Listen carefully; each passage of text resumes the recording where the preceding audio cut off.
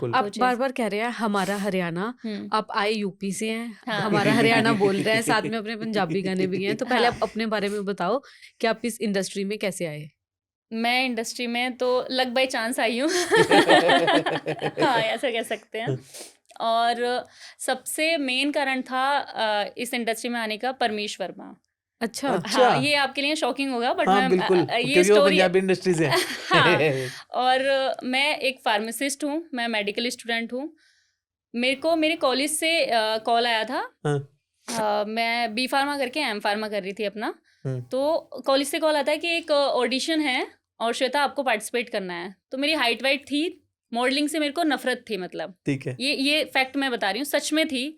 Modelling से मतलब दूर दूर तक मुझे कहीं से कहीं तक मॉडलिंग में जाना ही नहीं था, मुझे इतनी ओके नफरत थी ओके। कि नहीं भाई ये तो अपने मतलब काम का है नहीं, ये मेरा रास्ता नहीं है। तो जब कॉलेज से कॉल आया ऑडिशन के लिए कि एक ऑडिशन है उसमें परमीश वर्मा आ रहा है अच्छा। तो आपको ऑडिशन देना है और श्वेता आना होगा। तो मेरे कॉलेज में ही था ऑडिशन भी, तो मैंने बोला पक्का परमीश वर्मा आएगा, मतलब ऐसे वाला हाँ, कि हाँ परमीश वर्मा आएगा। तो मेरे को ये था कि यार मतलब फैमिली वाले भी नहीं जाने देंगे और मेरे को भी नहीं पसंद, तो मैंने मना कर दिया था कि सर मैं नहीं आऊंगी, मेरे को फीवर भी हो रखा है। उससे पहले की बात है जब मैंने परमीश का मतलब ऐसे नाम करा। नहीं सुना था। हाँ। तो फिर जब दोबारा कॉल आया उन्होंने, मैंने पूछा कि थोड़ा सा कि आप बताओ मुझे कैसे कैसे क्या है, तो उन्होंने ऐसे परमीश का जब नाम लिया कि परमीश आने वाला है, तो मेरे को थोड़ा सा ये हुआ कि यार मतलब परमीश आने वाला है, और मैं थी मतलब मेरे को पसंद था मतलब परमीश। तो मैंने कहा यार जा सकते हैं, है ना, अपने ही कॉलेज में है।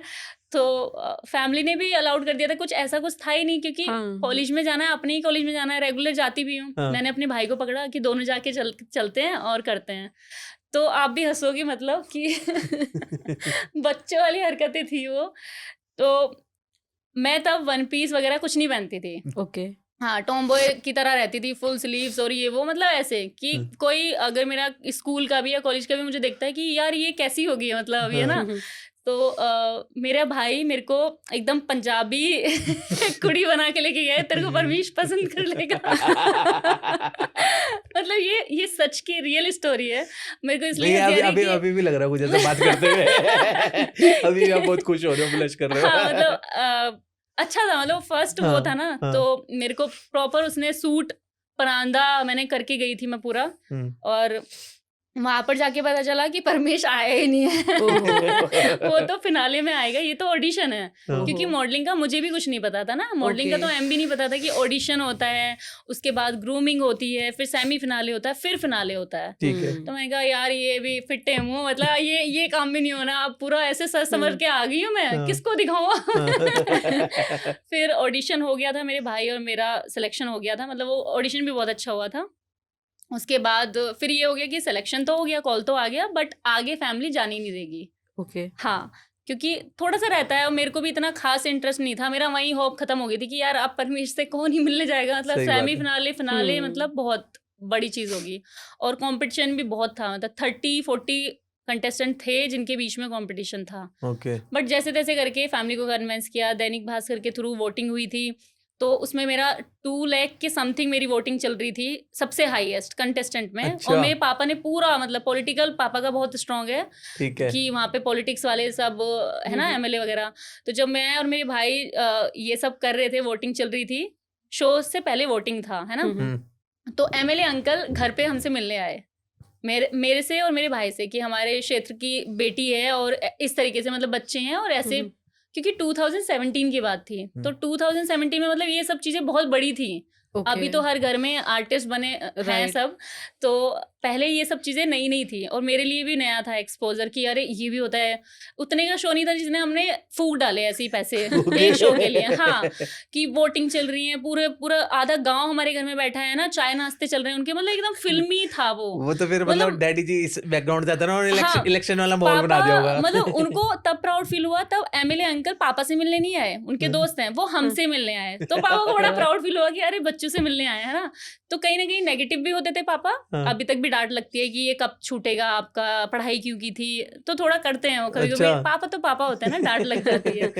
तो तब जाके फिर उसमें हुआ, फिर उसके बाद सेमी फिनाले, ग्रूमिंग, सारा कुछ हुआ। फिर मैं फाइनली परमेश वर्मा से मिली थी, सेक्टर 17 में हमारा इवेंट हुआ था सितंबर में। तो वहाँ पे भी मुझे एक लाइन याद है कि वहाँ पे जो मैनेजमेंट वाले थे उन्होंने ये बोला था कि आप किसी को भी, आप लोगों को किसी को भी कंटेस्टेंट को भी ये नहीं दिखाना कि अरे आई लव यू परमीश ये वो करके कुछ शो नहीं करना है। वहाँ बहुत तरीके से रहना है, कुछ नहीं बोलना है ना स्टेज पर।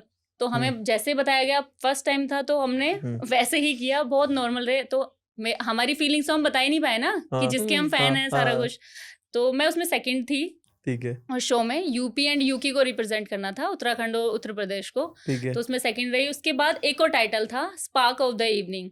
तो परमीश वर्मा का मुझे वो लाइन याद है, उन्होंने बोला ये तो श्वेता को ही मिलेगा, ऐसे करके उन्होंने बोला। मैं कहा बस हो गया यही चाहिए था।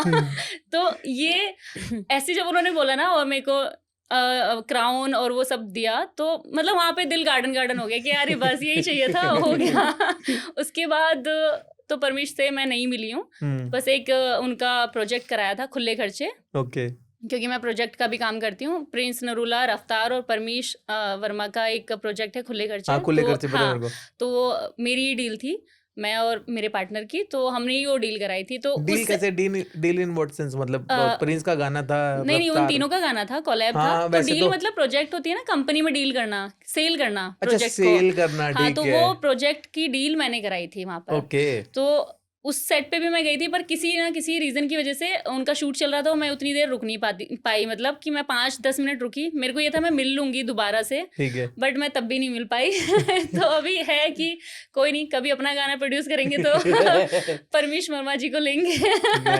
आपको तो वहाँ पे सबने मना किया था कि किसी को भी परमीश वर्मा के सामने अपनी रियल फीलिंग्स नहीं दिखानी है, सोफिस्टिकेटेड रहना है। हाँ जी। बट वैसे आप क्या कुछ कहना चाहते थे, अभी कहना चाहोगे परमीश वर्मा से? बस यही बोलना चाहूंगी कि फ्यूचर में अगर मौका मिला तो साथ में काम करना जरूर चाहूंगी एक बार, क्योंकि वो इंसान बहुत अच्छे हैं। मैं उनको सुनती हूँ, उनके पॉडकास्ट भी होते हैं, तो इंसान बहुत अच्छे हैं, बहुत पॉजिटिव हैं। बहुत सारी चीजें होती है ना कि आप किसके फैन हो या किसको आप फॉलो करते हो, है ना, उसकी बातें आपको कितना मैटर करती हैं। तो कहीं ना कहीं चीजें होती हैं, जैसे मेरे कुछ फॉलोअर्स होंगे जो मेरे को फॉलो करते होंगे, तो उनको भी कुछ चीज़ें मेरी इंस्पायर करती होंगी कि यार ये लड़की ये करती है। तो कहीं ना कहीं होता है। बस यही है फ्यूचर के लिए कि काम तो पक्का करके रहूंगी, सॉन्ग तो होगा।